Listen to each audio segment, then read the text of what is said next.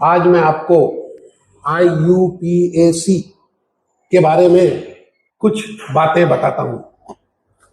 IUPAC का full form है international union of pure and applied chemist. इस संस्था को जवाबदारी दी गई है, ये गैर राजनीतिक संस्था है। विश्व भर के सब साइंटिस्ट लोगों ने मिलकर एक संस्था का गठन किया है। इसमें ये जवाबदारी दी गई है कि कोई एलिमेंट नया डिस्कवर हो तो उसका नाम क्या रखें, कोई कंपाउंड का नाम किस तरह से दिया जाए, यूनिट किसी भी कैलकुलेशंस में होती है ना, तो वो यूनिट को प्रॉपर नाम दिया जाए, वरना क्या होगा, अलग अलग देशों में अलग अलग नाम से कंपाउंड जाने जाएंगे, एलिमेंट जाने जाएंगे। तो एक संस्था international union of pure and applied chemist की बनाई गई और ये पूरे विश्व के सभी साइंटिस्ट लोग, स्कूल के बच्चे उसी को फॉलो करते हैं। मेरा कहने का मतलब है, घर में कोई नया मेहमान, संतान, शिशु जन्म लेता है तो शुरुआती तौर में उसका नाम गुड्डू, मोनू, छोटू, चुन्नू, मुन्नू इस तरह से रखते हैं। लेकिन जब स्कूल में बच्चे को दाखिला दिलाते हैं तो होता क्या है कि सबसे पूछकर कोई नाम चयन करते हैं ताकि स्कूल में उसको एक निश्चित नाम से पुकारा जाए और वही नाम आखिरी तक चलेगा। तो ऐसे ही कंपाउंड्स के लिए अलग अलग नामों की बजाय एक सिंगल नाम जिसको कि सभी स्वीकार करेंगे वर्ल्ड में, ऐसा सिस्टम बनाया गया है। वैसे मेन ऑर्गेनिक केमिस्ट्री में कंपाउंड्स के नाम इस सिस्टम के द्वारा बनाए गए रूल्स के हिसाब से दिए जाते हैं और उसी को कहते हैं IUPAC नॉमेनक्लेचर। बहुत कठिन नहीं है लेकिन बहुत सरल भी नहीं है। सरल बात को कठिन बनाकर बताने की बजाय उसको इस तरह से मैं आपको समझाऊंगा कि 10th का बच्चा भी 11th और 12th के कोर्स में जो नॉमेनक्लेचर का हिस्सा है वो आसानी से कर सकता है। आप स्वयं परीक्षा ले सकते हैं, आपके सहपाठियों से, आपके दोस्तों से, जो कहीं पर भी पढ़ते हो, घर पे पढ़ते हो, उसको एक दो नाम पूछकर देख लेना। अगर वो नाम सही नहीं बताते हैं तो आप समझ लेना कि मेरे द्वारा समझाया गया सिस्टम आपको भा गया। तो IUPAC नाम कंपाउंड्स का देना, इसके पहले कुछ बेसिक बातें मैं आपको बता रहा हूं। बेसिक बात में क्या है कि ऑर्गेनिक कंपाउंड्स में कार्बन के कंपाउंड्स को पढ़ा जाता है। Organic chemistry is a branch of chemistry which deals with carbon compounds. अब कार्बन किसके साथ कंपाउंड बनाता है? आपको आश्चर्य होगा, कार्बन हाइड्रोजन, ऑक्सीजन और नाइट्रोजन के साथ मिलकर 90% कंपाउंड बनाता है, जितने भी कंपाउंड्स अभी हैं। तो कार्बन हाइड्रोजन, ऑक्सीजन और नाइट्रोजन के साथ मिलकर करोड़ों कंपाउंड बनाता है। Carbon has a capacity to combine with different elements. It combines mostly with hydrogen, oxygen and nitrogen to form numerous organic compounds. और इसीलिए मैं आपको थोड़ा थोड़ा पढ़ाने के दौरान मजाक भी करूंगा, वो थोड़ा सा आपको अच्छा लगेगा। बेसिकली आपको कॉन्फिडेंस आना चाहिए कि I can solve it with in 10 minutes. Confidence रखो और इस बात को सीरियस मत लो। बहुत सरल बात है, समझ में आएगा तो आपको इंटरेस्ट भी आने लगेगा। प्लीज मैं जो कहूं उसकी तरफ ध्यान दे, मन लगाकर सुने। मैंने ये कोड बनाया है होनक, और होनक की ही केमिस्ट्री में क्या है? रौनक। होनक की ही रौनक है। अब ये होनक क्या है? 4 एलिमेंट है, हाइड्रोजन, ऑक्सीजन, नाइट्रोजन और कार्बन। ये आपस में कंबाइन करते हैं, जरूरी थोड़ी ना है कि सबके सब एक साथ कंबाइन करें। केवल कार्बन और हाइड्रोजन कंबाइन करके करोड़ों कंपाउंड बना सकता है। कार्बन, हाइड्रोजन और ऑक्सीजन मिलकर करोड़ों कंपाउंड बना सकता है। तो कंपाउंड्स इतने हो गए लाखों की संख्या में कि आईयूपीएसी सिस्टम को एक तरह से ठेका दे दिया कि भाई दुनिया का हर बच्चा कंपाउंड को इस स्टैंडर्ड नाम से पुकारा जाएगा, हर बच्चा वो पढ़ेगा। तो ये कंपाउंड का नाम देने के पहले कुछ बेसिक बात बताता हूं, और वो है वैलेंसी। हिंदी में कहते हैं संयोजकता, संयोजन करने की क्षमता। Every element has a tendency to combine with other elements. अपन खाना खाते हैं, भूख लगती है, मैं आपको कहूं कि क्यों तुम्हारी भूख कितनी है, तो भूख की कोई यूनिट नहीं है, तो फिर क्या कहूंगा, 3 रोटी, चावल और मिठाई वगैरह हो तो वो भी खा लेंगे। तो कुल मिला के भूख को एक्सप्रेस कैसे करें, तो वैसे ही भूख हर एलिमेंट की होती है और उस भूख को वैलेंसी से समझाया जाता है। जैसे मैं 3 रोटी खा सकता हूं तो मेरी भूख 3 रोटी की कहलाएगी, 5 रोटी खा सकता है कोई तो उसकी भूख 5 कहलाएगी। ऐसे ही हर एलिमेंट की कंबाइन करने की कैपेसिटी होती है, उस कैपेसिटी को ही वैलेंसी कहते हैं।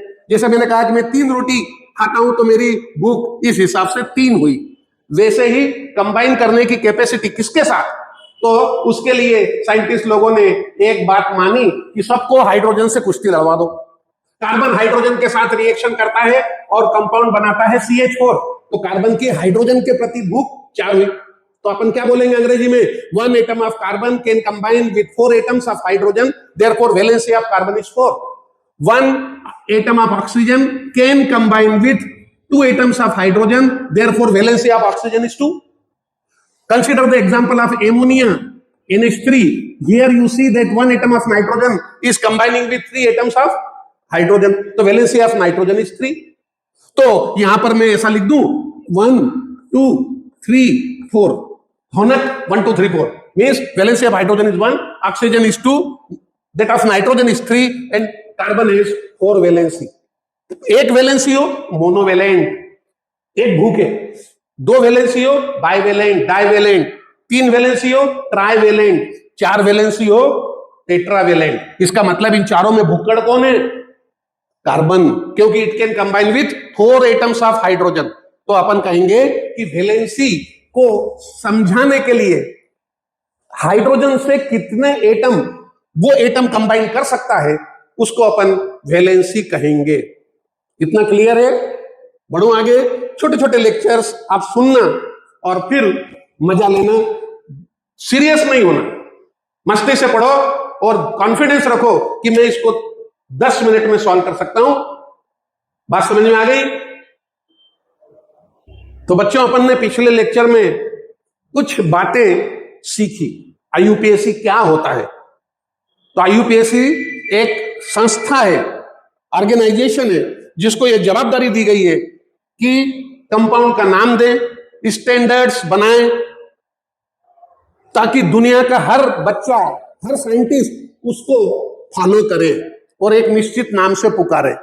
बायोलॉजी में भी ऐसे हैं, बॉटनी में भी ऐसे हैं, जूलॉजी में भी ऐसे हैं। एक पौधे का नाम 10 जगह 10 तरह का होता है, लेकिन साइंटिस्ट लोगों ने, बॉटनिस्ट लोगों ने बैठ के ये तय किया कि हमारे द्वारा दिया गया नाम पूरे वर्ल्ड में हर बच्चा फॉलो करेगा, हर साइंटिस्ट फॉलो करेगा। ठीक है? वैसे ही कंपाउंड्स में ऐसा है, एलिमेंट्स के भी ऐसे नाम दिए जाते हैं। तो मैं बड़बड़ कर रहा था वैलेंसी के बारे में। तो वैलेंसी को कंबाइनिंग कैपेसिटी कहते हैं और उसको इस तरह से छोटा सा लाइन खींच के बताते हैं। मैंने कहा हाइड्रोजन के साथ एक ऐसी छोटी सी डैश लाइन खींची तो अपन क्या समझेंगे, valency of hydrogen is 1, oxygen is bivalent, तो 2 वैलेंसी है, मतलब ये 2 तार से जुड़ता है, ऐसा समझ लो। अब 2 तार से एक साथ किसी से जुड़ जाए या एक इधर जुड़ जाए, एक इधर जुड़ जाए, कुल मिला के 2 तार दिखना चाहिए फॉर्मूले में, इससे कम भी नहीं, इससे ज्यादा भी नहीं। नाइट्रोजन की वैलेंसी है 3, मतलब हाइड्रोजन के 3 एटम से जुड़ता है, तो अपन 3 तार खींच देंगे। 3 तार को किस तरह से डिनोट करेंगे, 1 1 1, या फिर किसी एक से 2 बॉन्ड से जुड़ेगा और 1 से 1, या फिर एक से ही 3 तार से जुड़ जाए, 3 मेरे 3 तेरे, 2 मेरे 2 तेरे और 1 मेरा 1 तेरा, या 1 1 1 से जुड़ जाए। कार्बन की वैलेंसी 4 है, कैसे लिखोगे? 1 1 1 1 कैसे लिखो? मतलब ये 4 तरफ से जुड़ेगा, सिंगल सिंगल। कार्बन ऐसा भी तो हो सकता है एक तरफ 3 तार से जुड़ जाए, एक तरफ 1 तार से जुड़ जाए। तार मतलब वैलेंसी, वैलेंसी मतलब किसी भी एटम से जो जिसकी वैलेंसी 1 हो वो यहां जुड़ेगा और जिसकी 3 हो वो यहां जुड़ेगा।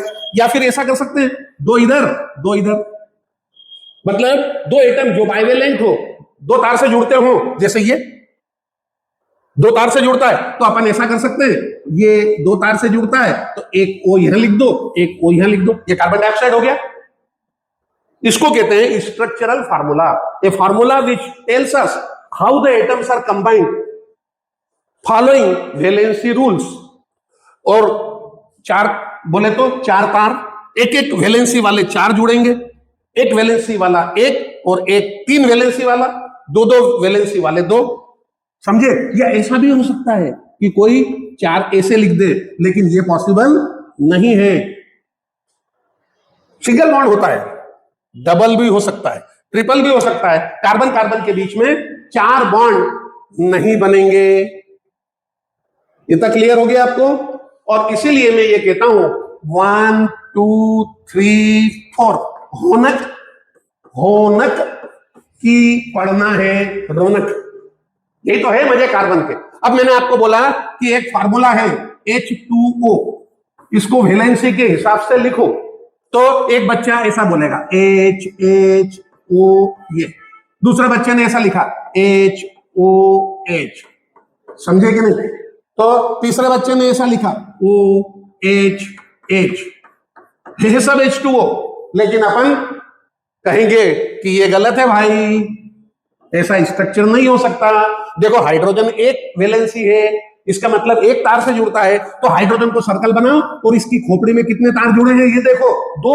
अरे 2 कहां से आ जाएंगे? हाइड्रोजन में तो एक ही तार है, मतलब उसकी वैलेंसी एक ही है। फिर ये गलत हो गया, ये सही है, एक तार से जुड़ा है, लेकिन ये 2 तार से जुड़ा है, इसकी खोपड़ी में एक ही तार घुसेगा, आपने 2 घुसा दिए। ऑक्सीजन भी चिल्लाएगा, अबे मेरी वैलेंसी 2 है, मेरी वैलेंसी 2 है और मेरे को एक ही तार से जोड़ा, ये भी गलत है। तो ये वाला फार्मूला इस तरह से सही हुआ। बात समझ में आ गई? मैंने बोला एक फार्मूला बनाओ CH4, तो आप कहोगे कि हमको मालूम है होनक की रौनक होती है, कार्बन की 4 वैलेंसी होती है, हाइड्रोजन की भी 4 है। नहीं, हाइड्रोजन की 1 होती है। कार्बन को कितने हाइड्रोजन से जोड़ना है? 4 हाइड्रोजन से। ऐसा मत कर देना CH, कोई भी कहेगा भारी बेवकूफ है, ये केमिस्ट्री के ठिकाने ही नहीं है, नॉलेज नहीं है। अपन बोलेंगे क्यों नहीं है? अरे बेसिक नहीं आती, हाइड्रोजन की वैलेंसी 1 है बेटा, एक ही तार से जुड़ता है, ये सही है। ये इसकी खोपड़ी में 2 तार है, गलत, 2 तारे गलत, 2 तारे गलत, इसकी खोपड़ी में 4 तार घुसते हैं, इसकी 4 वैलेंसी होती है, एक ही तार है, गलत। तो अपन ऐसे बच्चे को बोलेंगे बेवकूफ बच्चे, समझे? तो कुल मिला के मेरा कहना यह है कि वैलेंसी के हिसाब से आप जोड़ो। और दूसरा एग्जांपल बताऊं, ये देखो C2H6, इसकी बनाना है स्ट्रक्चर, मतलब फोटो लिखना है, ऐसा समझ लो। तो किसी ने ऐसा लिखा 1 2 3 4 5 6, ऐसे उल्टे सीधे लिखे जा रहे हैं, C2 हो गए, H 1 2 3 4 5 और 6, ऐसे गलत। क्यों गलत? सोचो, कार्बन की खोपड़ी में 1 तार घुसा हुआ है, 4 होने चाहिए, कैसे भी 4 होने चाहिए, 3 इधर 1 इधर 2 इधर 2 इधर 1 1 4।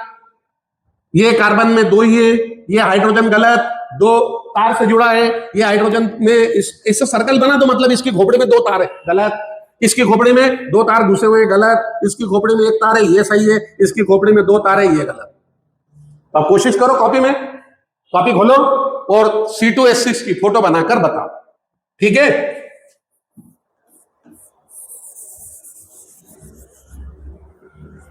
अब देखो कुछ बना क्या, सोचो, नहीं तो मेरे को तो बताना ही आपको।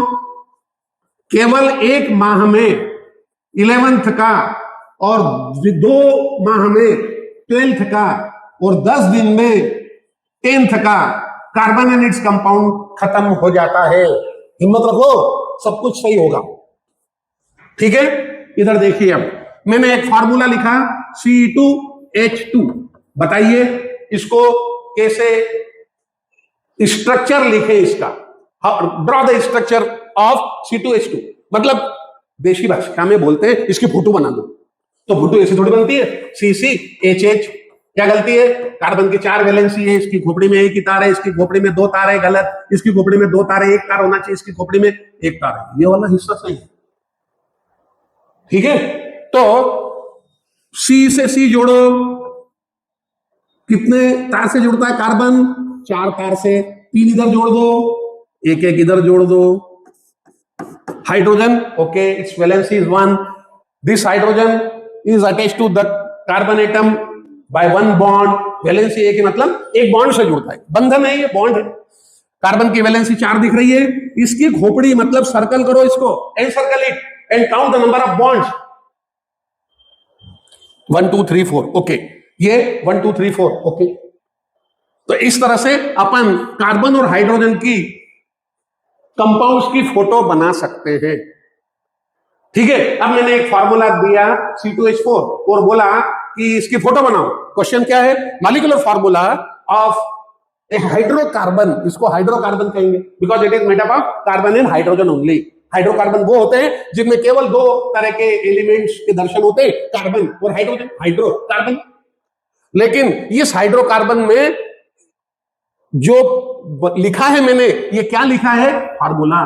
फार्मूला किसको कहते हैं, ऐसी ट्रिक जो हमको ये बता दे कि हम कितने हैं। This formula tells us about the exact number of atoms, it is called molecular formula. Molecular formula ये क्या है, एटम्स का कॉम्बिनेशन। एटम्स के कॉम्बिनेशन को क्या कहते हैं, molecule. Molecule means combination of atoms, ठीक है। अब ये कॉम्बिनेशन तो हो गया और इसीलिए इस कॉम्बिनेशन को मॉलिक्यूल कहेंगे, तो इस फार्मूले को मॉलिक्यूलर फार्मूला। फार्मूले का मतलब है सिंबल, संकेतों की, सिंबल की मदद से कंपाउंड को शॉर्टकट में लिखना। जैसे पानी, वाटर, इतना कहां लिखेंगे अपन, सिंबल की मदद से लिखो। तो ऐसा क्यों लिखा H3O क्यों नहीं लिखा, अरे बाबा वाटर के एक मॉलिक्यूल में, मॉलिक्यूल मतलब कॉम्बिनेशन ऑफ एटम्स, एक मॉलिक्यूल में 2 एटम हाइड्रोजन के होते हैं और 1 एटम ऑक्सीजन का होता है। अच्छा, तो ये क्या हुआ, फार्मूला। कौन सा फार्मूला, मॉलिक्यूलर फार्मूला। तो molecular formula tells us exact number of atoms in a molecule. Molecule में एटम्स की एग्जैक्ट संख्या बताता है। ये फार्मूला ये नहीं बताता कि वैलेंसी के हिसाब से किस तरह से जुड़े हैं। तो अगर अपन ने वाटर को ऐसे लिख दिया तो क्या है ये फार्मूला, नो डाउट सिंबल की बेसिस से हमने कुछ लिखा, लेकिन ये क्या लिखा, how atoms are connected, how atoms are attached.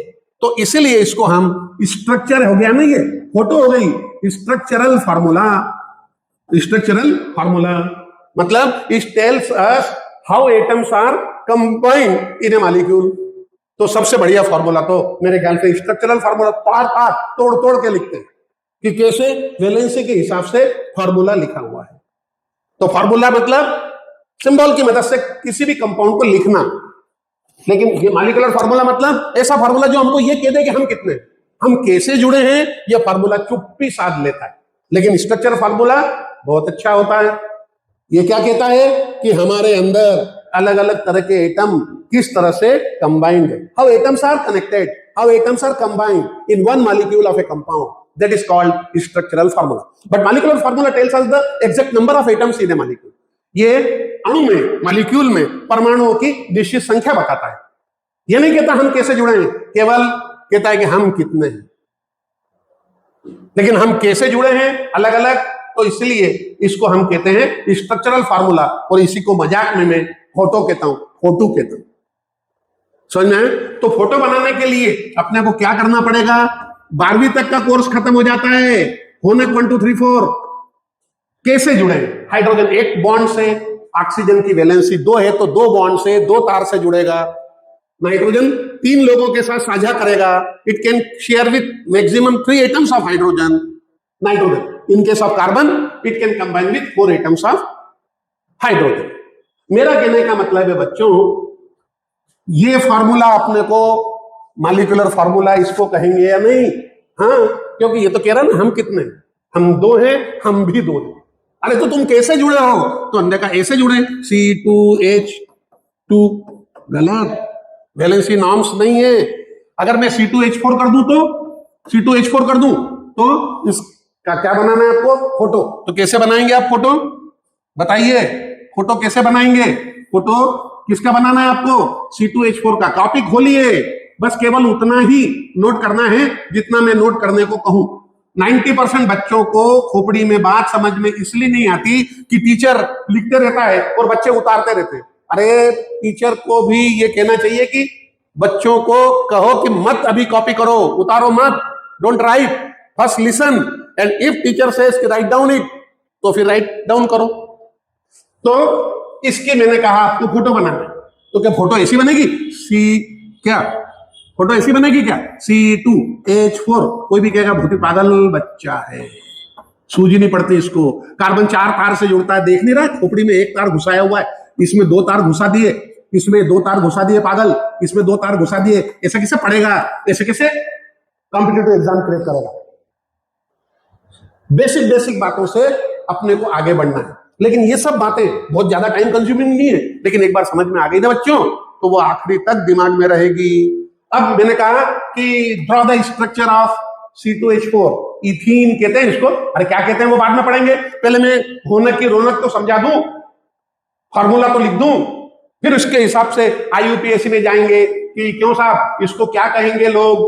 IUPAC वालों के पास जाएंगे कि इसको क्या कहना है, तो इसका नाम क्या दिया जाए, वो IUPAC वाले बताएंगे। ठीक है, कैसे बताएंगे समझाता हूं मैं। तो थोड़ा सा पेशेंस रखो, कान खोल कर सुनो, आंख गड़ा कर देखो कि मैं क्या कहना चाहता हूं, और फिर जब लिखने का कहूं तो उसको लिख लो। ठीक है, मेरे ख्याल से इतनी बात आपको समझ में आ गई होगी।